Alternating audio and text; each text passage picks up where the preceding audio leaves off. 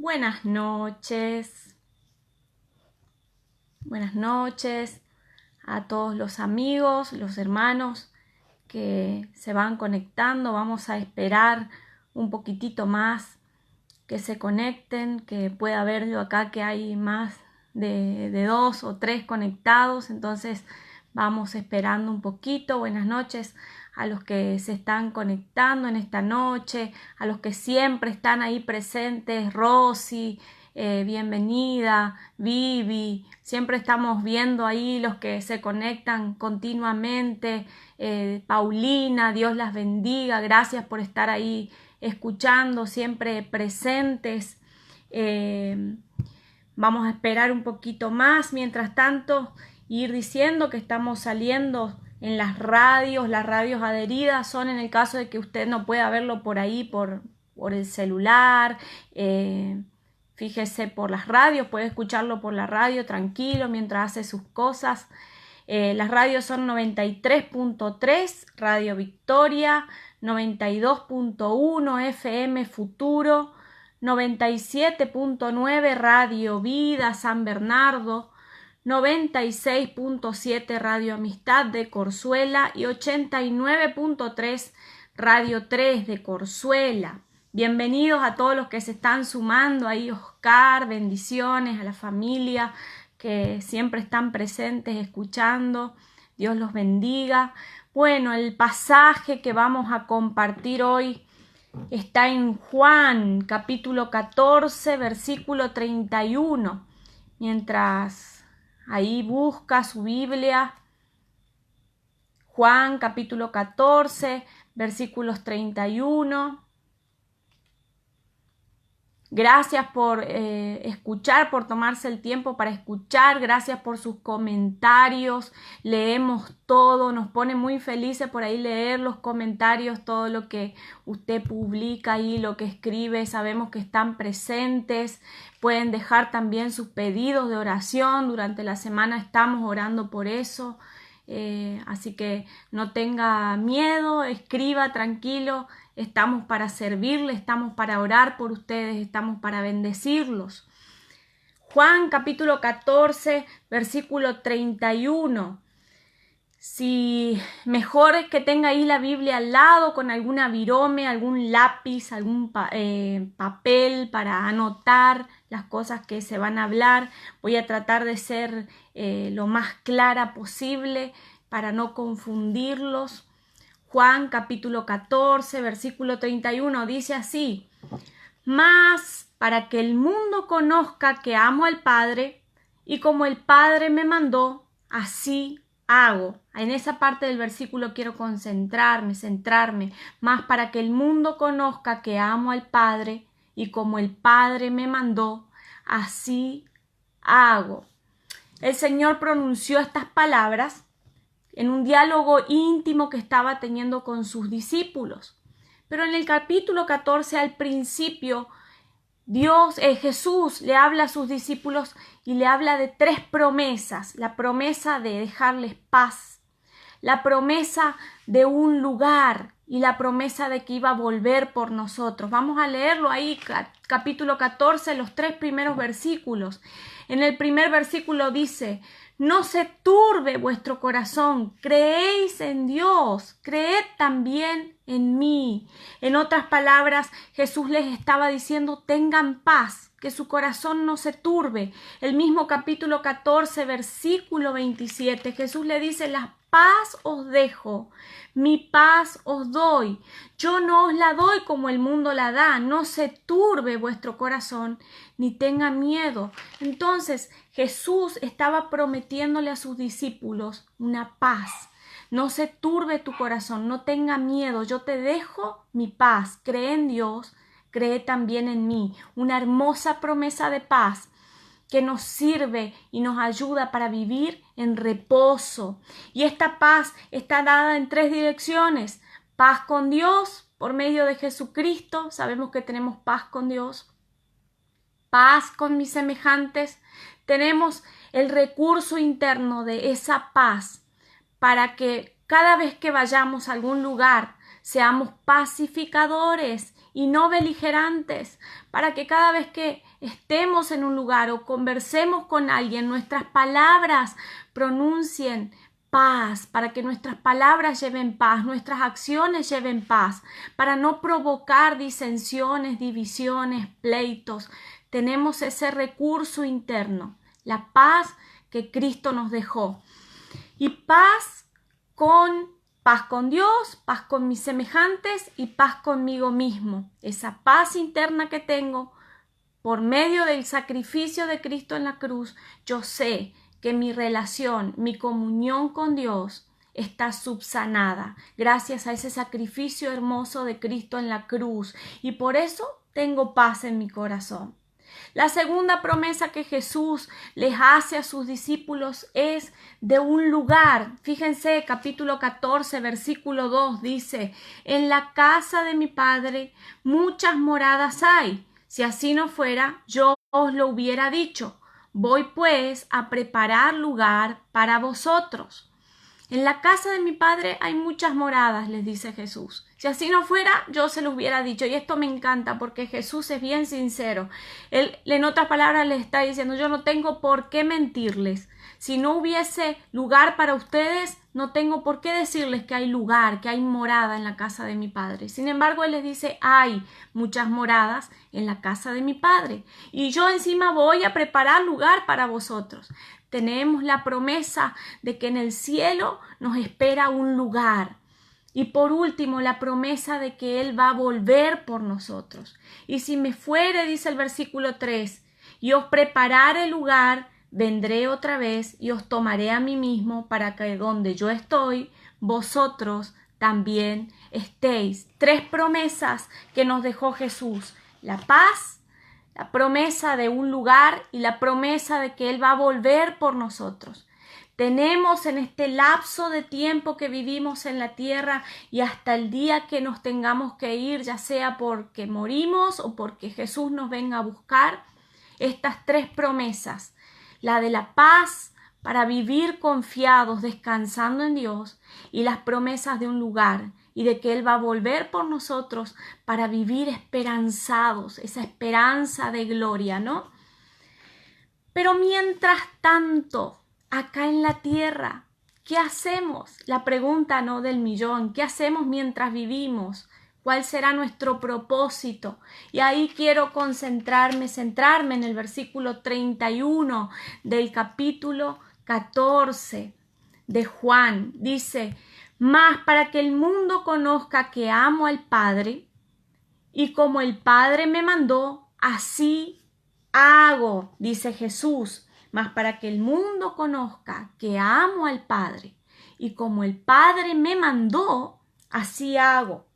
Se supone que nosotros debemos ser imitadores de Jesús. El apóstol Pablo en 1 Corintios capítulo 11 versículo 1 decía: sed imitadores de mí, así como yo soy de Cristo. En otras palabras, nuestro mayor referente, nuestro mayor modelo a imitar, a vivir, es Jesús mismo. A Él tenemos que imitar, a Él tenemos que seguir, a Él tenemos que vivir, a Él tenemos que reflejar.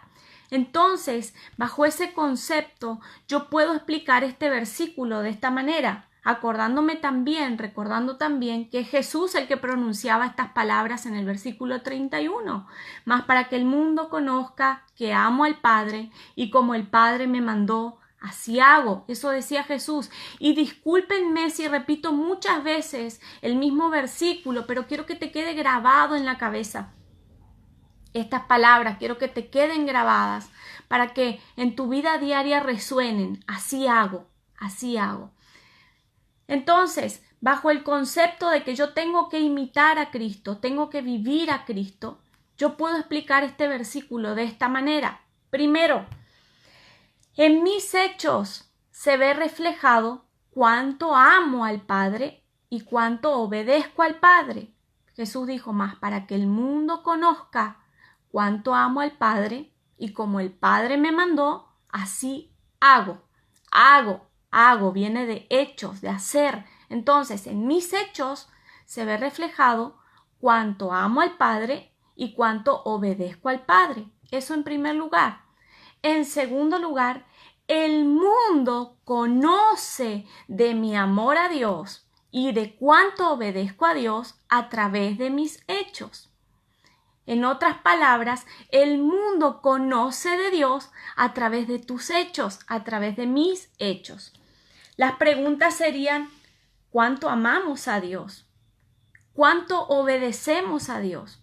Si decimos que amamos a Dios y que obedecemos a Dios, ¿cuánto de ese amor y de esa obediencia se ve reflejado en nuestros hechos? Pero antes de desarrollar el tema de los hechos, de las obras, de ese reflejo de amor hacia el prójimo, ¿no? Quiero aclarar algo, porque alguno me dirá, bueno, la salvación es por gracia y no por obras para que nadie se gloríe, ¿no? Es una palabra que está en la Biblia. La salvación es por gracia y no por obras para que nadie se gloríe. Por eso esta palabra que quiero compartirte no tiene nada que ver con tu salvación o justificación de tu alma en un sentido, pero en otro sentido sí. ¿Por qué en un sentido no? Porque la salvación o la justificación de tu alma no es por obras, sino por fe. O sea que no podés hacer nada para ganarte la salvación. La salvación solo se gana por fe, creyendo en la obra redentora de Jesús en la cruz. ¿Por qué? Porque hay muchos que creen que haciéndole un bien al prójimo tienen ganada la entrada al cielo. Y es un gran error.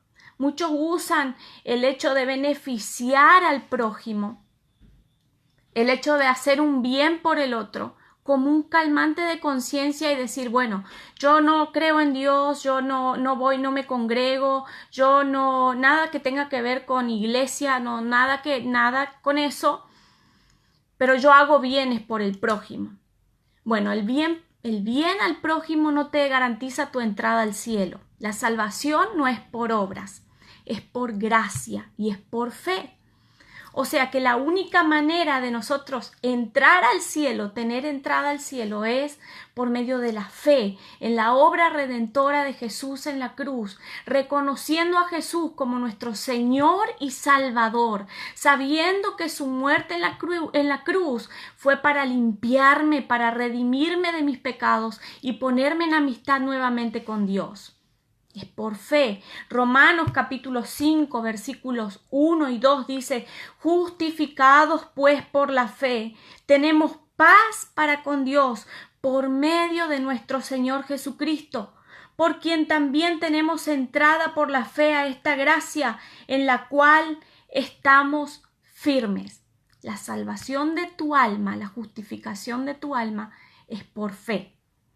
Por eso te digo que los hechos, las obras, no tienen nada que ver en un sentido con la salvación de tu alma.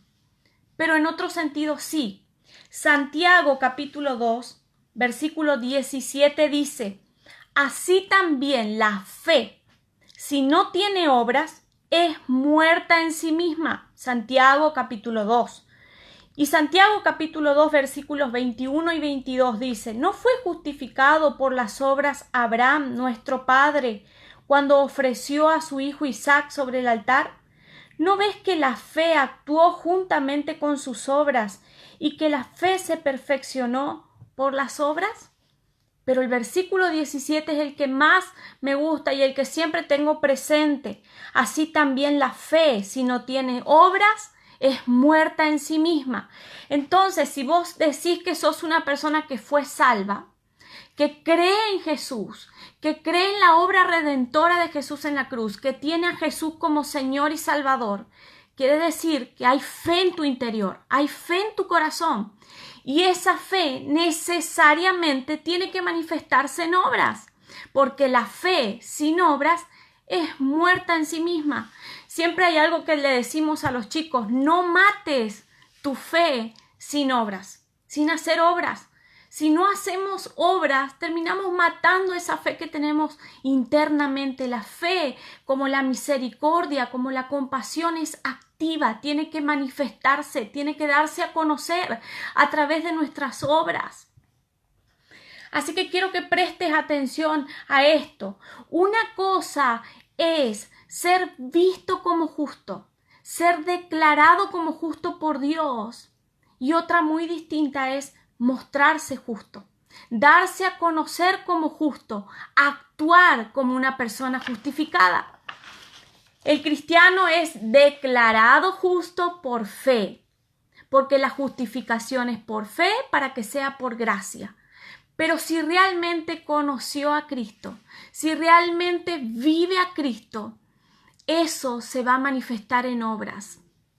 No es que las obras te salven, sino que la salvación te hace actuar. La salvación que llevas internamente, esa gracia que portás, te hace actuar, te hace moverte. Es imposible que alguien que haya dimensionado el valor de semejante regalo como es la salvación, el valor de semejante sacrificio en la cruz como lo hizo Jesús, alguien que haya dimensionado el amor de Dios y haya experimentado el amor de Dios, no dé a conocer eso por las obras. Yo no me lo puedo dejar guardado en el corazón, no me lo puedo dejar guardado en el bolsillo. Hay muchos que dicen, bueno, yo ya soy salvo, el resto no me interesa, la salvación es individual, que el resto se arregle solo. No, no podés guardarte eso en el corazón. Hay algo que tiene que rebosar, tiene que salir, tiene que empapar al resto, tiene que hacerse conocido. Una luz debajo de la mesa no alumbra, tiene que estar arriba, tiene que darse a conocer. Pero algunos me dirán, bueno, ¿por qué son tan necesarios los hechos? Los hechos son necesarios para que el mundo conozca de Dios. Jesús decía en ese versículo 31 de Juan capítulo 14, más para que el mundo conozca. Los hechos son necesarios para que el mundo conozca de Dios. Pero quien dice este versículo es Jesús. Así que la pregunta que podemos hacernos entonces es, ¿qué tengo que hacer para que el mundo conozca de Dios? ¿Qué tengo que hacer para que el mundo conozca cuánto amo a Dios y cuánto obedezco a Dios? Volvemos a nuestro gran referente Jesús, quien pronunció estas palabras y que es nuestro modelo a imitar, nuestro modelo a seguir. ¿Qué hacía Jesús? Primero que nada, Jesús obedecía. Volvemos otra vez a ese versículo 31. Mas para que el mundo conozca que amo al Padre y como el Padre me mandó, así hago. Hay una versión en la traducción lenguaje actual que dice, pero yo tengo que obedecer a mi Padre para que todos sepan que lo amo. Jesús obedecía a Dios a rajatabla. Jesús no hacía ni decía nada que no sea autorizado por Dios, que no sea mandado por Dios, que no sea guiado por Dios. Él no hacía ni decía nada. Fíjate que en Juan capítulo 12, versículo 49 y 50, y discúlpame si te estoy mandando de un versículo a otro, pero son palabras que tienen su fundamento bíblico. Juan capítulo 12, versículos 49 y 50 dice, Jesús decía, porque yo no he hablado por mi propia cuenta. El Padre que me envió, Él me dio mandamiento de lo que he de decir y hablar. Y sé que su mandamiento es vida eterna. Así pues, lo que yo hablo, decía Jesús, lo hablo como el Padre me lo ha dicho. Y esta parte al final me moviliza porque dice, lo que yo hablo, lo hablo como el Padre me lo ha dicho. O sea que Jesús no decía ni más ni menos de aquello que Dios le había dicho. Obedecía al límite, se ajustaba hasta en las palabras, hacía lo que Dios le ordenaba y hablaba lo que Dios le ordenaba. Y en hebreo el término obediencia hace referencia a oír, escuchar, ser sumiso a las órdenes de Dios.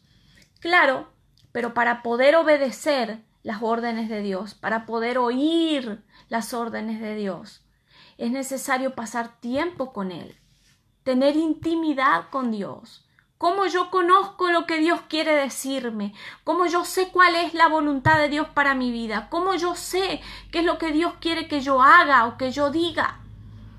Para eso es necesario pasar intimidad con Dios, tener intimidad con Dios, pasar un tiempo a solas con Él. Y también a través de su palabra, podemos conocer su voluntad.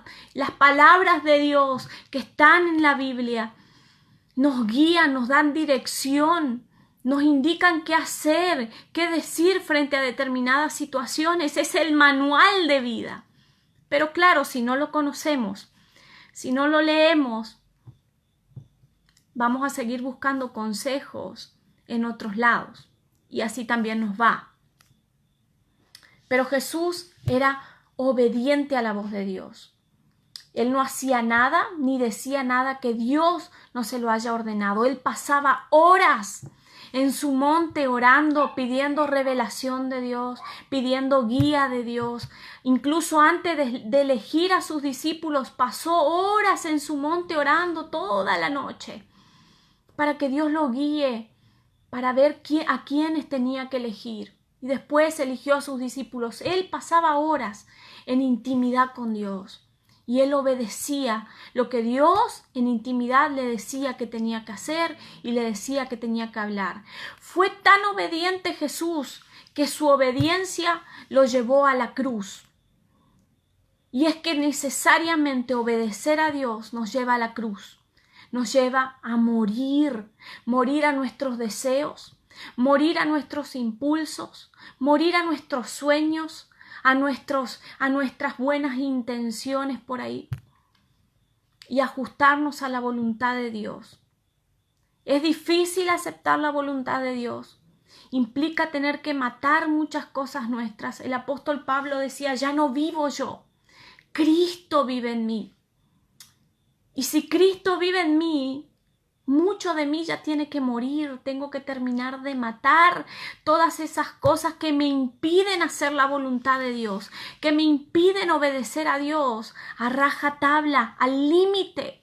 Porque la obediencia a Dios te lleva al límite, a morir literalmente en una cruz, a matar la carne, a matar nuestros deseos, nuestros impulsos en una cruz. Hay preguntas que deberíamos hacernos y es, ¿cuánto de intimidad con Dios estoy teniendo para conocer su voluntad? ¿Cuánto de intimidad con Dios estoy teniendo para oír su voz, para escuchar sus palabras, para entender su propósito en mi vida? Y si estoy teniendo intimidad con Dios y si sé cuál es la voluntad de Él para mi vida, ¿cuánto de lo que estoy haciendo o de lo que estoy diciendo está acorde a su voluntad? ¿Cuánto de mí todavía tengo que matar? ¿Cuánto de mí todavía tiene que morir? El mundo conocía del amor de Jesús hacia Dios por su respuesta obediente. Y su respuesta obediente lo llevó a la cruz. El mundo va a conocer de tu amor hacia Dios por tu respuesta obediente a su voz, aunque eso implique morir, aunque eso implique morir a tus deseos, morir a tus sueños, morir a tus impulsos, por aceptar la voluntad de Dios. Primera de Samuel 15:22 dice, ciertamente el obedecer es mejor que los sacrificios y el prestar atención que la grosura de los carneros. Prestar atención a Dios, obedecer a Dios, es tu mejor ofrenda, es tu mejor adoración, es lo único que va a dar sentido, propósito y dirección a tu vida. Quizás hasta hoy estuviste haciendo un montón de cosas, poniéndote planes, metas, sueños, y los empezás y a mitad de camino dejás porque no te llena. O incluso podés estar viviendo eso que tanto soñaste, que tanto pensaste, pero hay un vacío en tu interior. Y es que todavía no estás obedeciendo lo que Dios te está pidiendo que obedezcas. ¿Cuánto de lo que vos creés que tenés que hacer, tenés que dejar de hacer para empezar a hacer lo que Dios te pide que hagas? Parece un trabalenguas, ¿no? Pero es así. ¿Cuánto de lo que vos decís tenés que dejar de decir para empezar a decir lo que Dios quiere que digas. Muchas veces nuestras palabras están empapadas de cosas que no tienen que ver con la voluntad de Dios. A veces maldecimos más de lo que bendecimos. Hablamos mal de determinadas personas. Vivís inventando cosas, mintiendo, o vivimos mintiendo cosas o agrandando cosas por ahí para ensuciar a otros. Las maldiciones muchas veces que soltás sobre tu familia, sobre tu casa, sobre tus hijos, sobre tus vecinos, sobre esas personas que no querés. ¿Cuánto de lo que decimos tenemos que dejar de decir y empezar a hablar lo que Dios quiere que digamos? Jesús obedecía a Dios hasta el punto del que él no hablaba ni más ni menos de lo que Dios le decía. La obediencia significa renuncia. Renuncia a todo lo que yo soy para tomar lo que es de Dios, para vivir lo que es de Dios. Y hay ciertos beneficios en conocer la voluntad de Dios y obedecer a Dios. Colosenses capítulo 1, versículos 9 y 10. Búscalo ahí en tu Biblia, si tenés la Biblia al lado, o escribilo, anotalo y después léelo tranquilo. Para que lo resaltes, para que lo marques, para que recuerdes que hay beneficios en conocer la voluntad de Dios y en andar dentro de la voluntad de Dios. Colosenses capítulo 1, versículos 9 al 10, dice: Pablo escribía, por lo cual también nosotros, desde el día que lo oímos, no cesamos de orar por vosotros y de pedir que seáis llenos del conocimiento de su voluntad, en toda sabiduría e inteligencia espiritual. ¿Para qué? Hay un objetivo. Para que andéis como es digno del Señor, primero, agradándole en todo, llevando fruto en toda buena obra y creciendo en el conocimiento de Dios. Andar como es digno en el Señor, agradar al Señor en todo, llevar fruto de toda buena obra y crecer en el conocimiento de Dios. Hay beneficio en andar en su voluntad, en conocer su voluntad y en vivir bajo su voluntad, en obediencia a la voluntad de Dios. Entonces, primero lo que Jesús hacía a rajatabla, obedecía a Dios. El versículo 31 del capítulo 14 decía: mas para que el mundo conozca que amo al Padre, y como el Padre me mandó, así hago. Como el Padre me mandó, como el Padre me ordenó, así hago. Jesús obedecía. La segunda cosa que Jesús hacía, nuestro gran modelo a imitar y que tenemos que hacer nosotros: Jesús amaba. Jesús ama. Juan capítulo 13, versículo 34 y 35, ahí Jesús teniendo un diálogo otra vez con sus discípulos, les decía: un mandamiento nuevo les doy. Y quiero que prestes atención a este versículo. Un mandamiento nuevo les doy, que se amen los unos a los otros. Como los he amado, ámense también ustedes los unos a los otros. En esto conocerán todos que son mis discípulos, si tienen amor los unos por los otros. Y vamos a desglosar este versículo. Empieza diciendo Juan capítulo 13, versículos 34 y 35, si no lo encontraste. Pero el versículo 34 dice: un mandamiento nuevo les doy, que se amen los unos a los otros. Y ahora amar al otro ya no tiene que ver con una cuestión de preferencia, de afecto por uno o por otro o por una determinada persona. Ya no es algo preferencial. Amo a este porque con este me llevo bien, porque este siempre está ahí presente cuando necesito, este nunca me hizo mal, por eso lo amo. Amar al otro ya no se trata de una cuestión de preferencia. Amar al otro ahora es un mandamiento. Un mandamiento nuevo les doy, que se amen los unos a los otros. Y ahora te das cuenta que amar también tiene que ver con obediencia a Dios, con obediencia a Cristo. Él te manda amar, amarse los unos a los otros, amar. ¿Y quién era que pronunciaba estas palabras? Jesús. Y él dice, como los he amado, ámense también ustedes los unos a los otros. O sea que ahora amar al otro no solo es un mandamiento, una orden, un mandato que hay que cumplir. También te pone otro peso. Como yo los he amado, ámense los unos a los otros. O sea que ya ahora no solo no tengo que elegir a quién amar, tengo que amar a todos, sino que además tengo que amar a la manera de Jesús.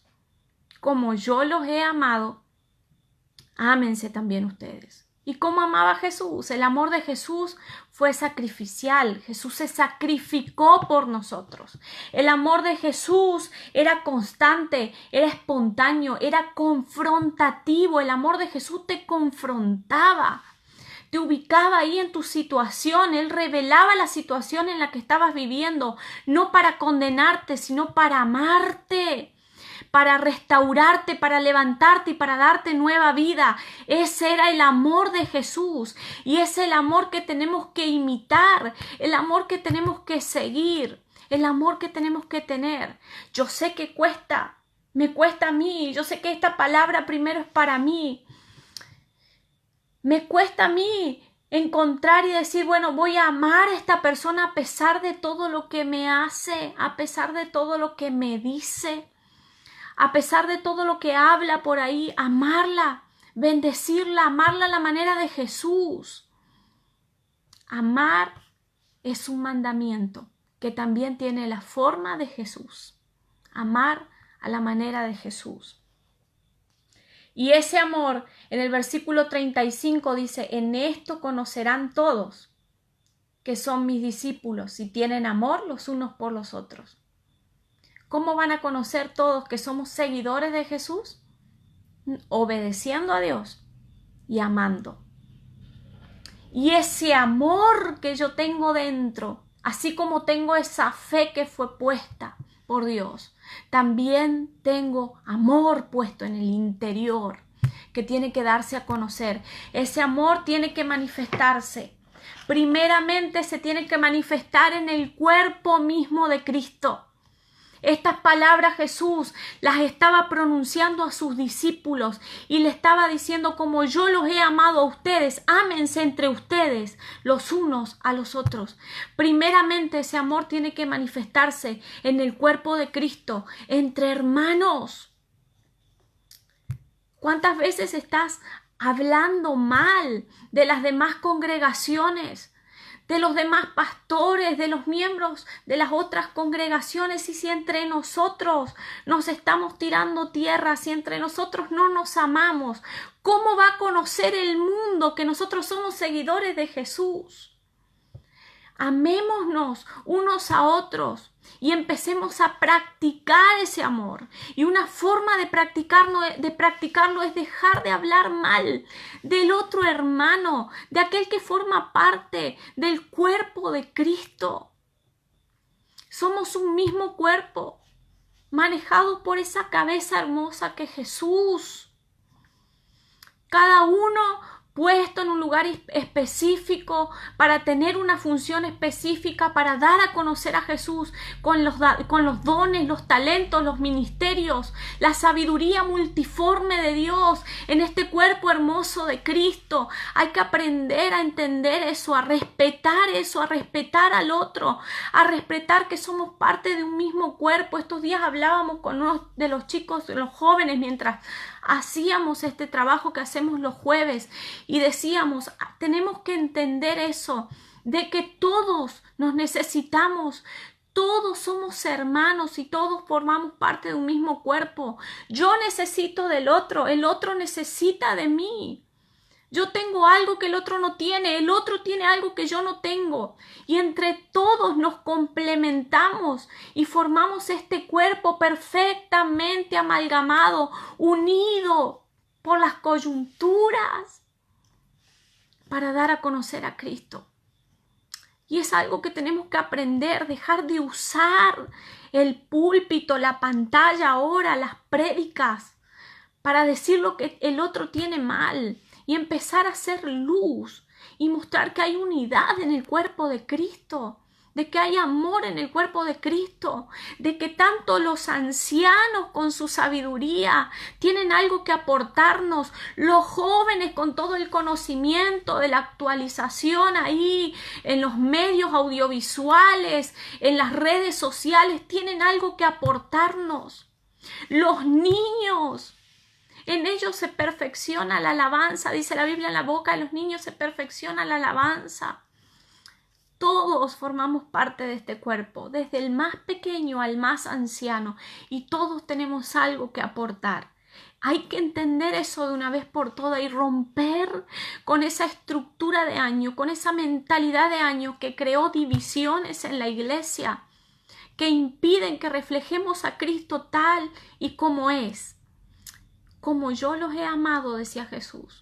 Ámense ustedes los unos a los otros, y en esto conocerán todos que ustedes son mis discípulos. Primeramente, ese amor se tiene que ver manifestado en el cuerpo de Cristo. Y en segundo lugar, ese amor se tiene que ver manifestado en mi prójimo. Y mi prójimo no es la persona que amo, la persona que me hace bien, con la que mejor me llevo. Mi prójimo es la persona también que odio, mi enemigo. La persona que no puedo ver, que no tolero, que no puedo tragar, esa persona también es mi prójimo. Y mi amor también se tiene que ver manifestado ahí. Duele, cuesta, pero es necesario. Acordate, la fe sin obras es muerta. Jamás vas a empezar a amar a tu prójimo, a esa persona que te hirió, a esa persona que te lastimó. Jamás vas a empezar a amarla si no haces algo por esa persona. Lo primero que puedes hacer por esa persona es orar y bendecirle, bendecir su vida. Si tiene trabajo, bendecir su trabajo, bendecir su familia, bendecir su casa, bendecilo. Orá por él, como por esa persona, como si lo hubieses amado, como si lo amaras, deseándole lo mejor, orando para que le vaya bien.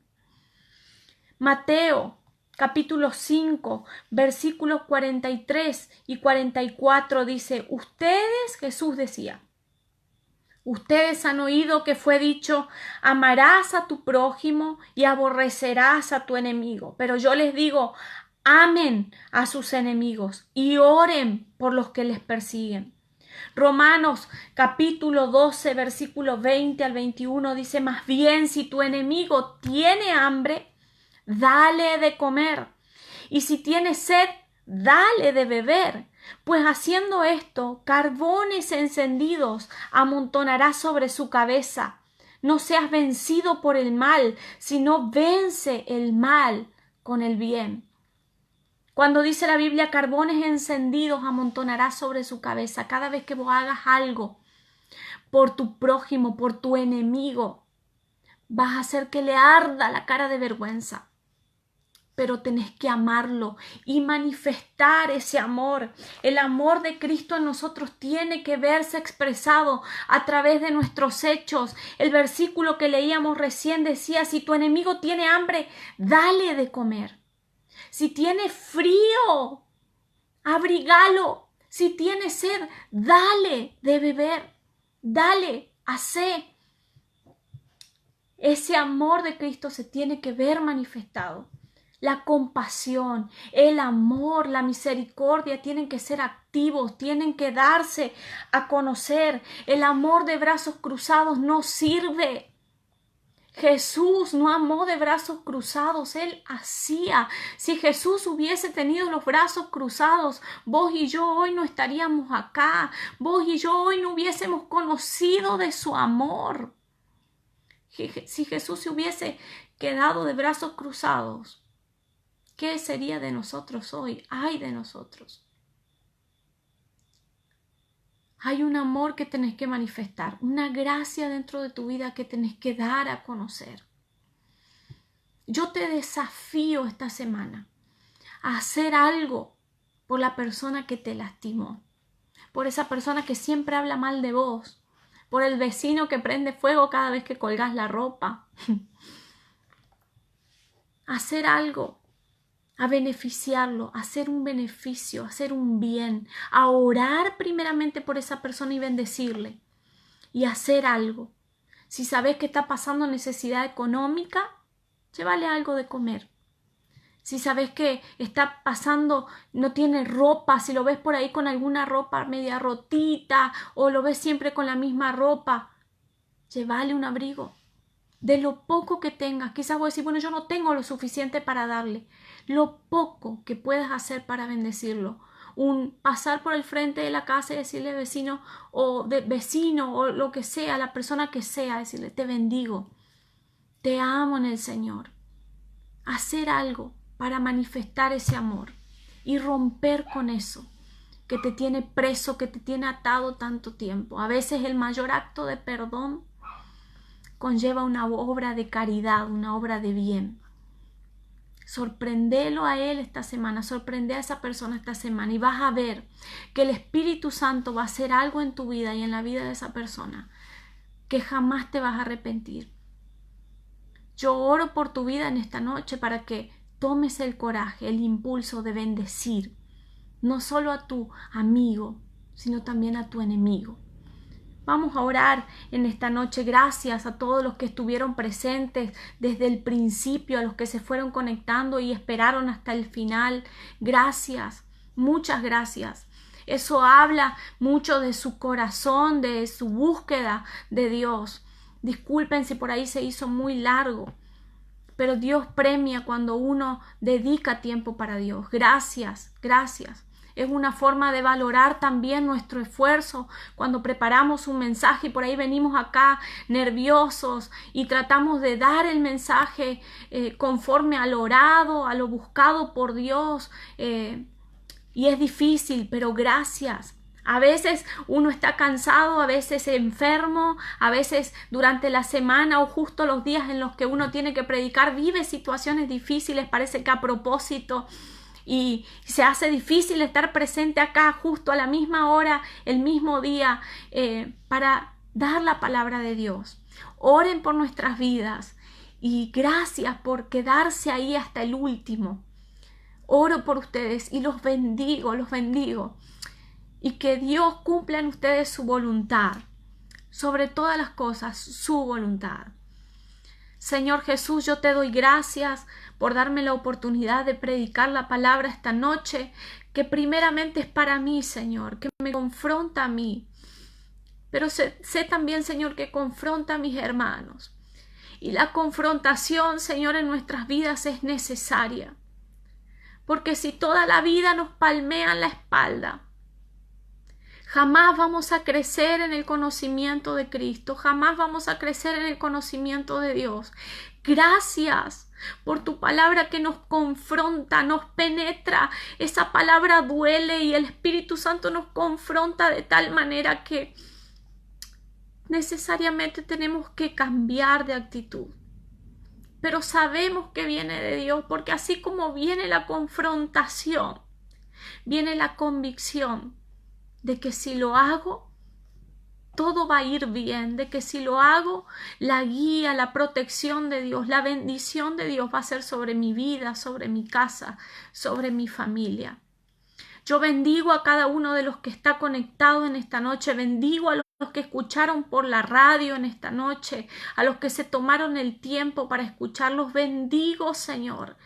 Bendigo su casa, su familia, sus hogares, el trabajo de sus manos, que nunca le falte nada, Señor.